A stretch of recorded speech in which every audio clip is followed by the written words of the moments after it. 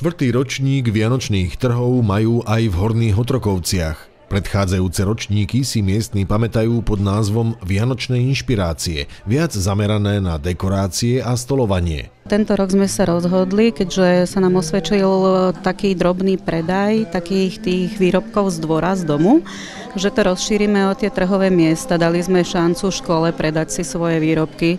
Škola to poňala úplne úžasne. My máme veľmi šikovné deti v našej škole a sme radi, že sa zapojili všetci žiaci od 1. až po 9.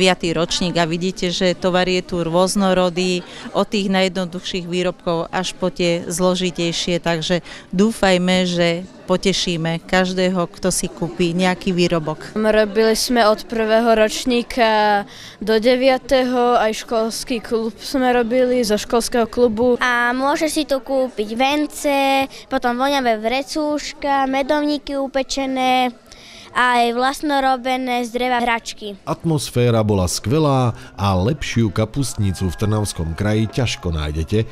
Okrem predaja tradičných vianočných výrobkov pre svojich ponúkla obec i niekoľko trhových miest pre cespoľných, všetko fungovalo a návštevnosť trhala rekordy. Za tých 6 rokov starostovania som si uvedomila, že musím byť veľmi, veľmi vďačná tým ľuďom, ktorí chcú so mnou spolupracovať, pretože ja ako jeden človek neurobím absolútne nič. Musím vyzdvihnúť Adu Bačikovú, ak teda môžem menovať, ktorá má myšlienku. Ona vždy vymyslí niečo nové, je veľmi kreatívna. Trvá nám to týždeň, ale my sme tu veľmi radi. Sme tu v tej sále zatvorení skutočne možno od rána do večera.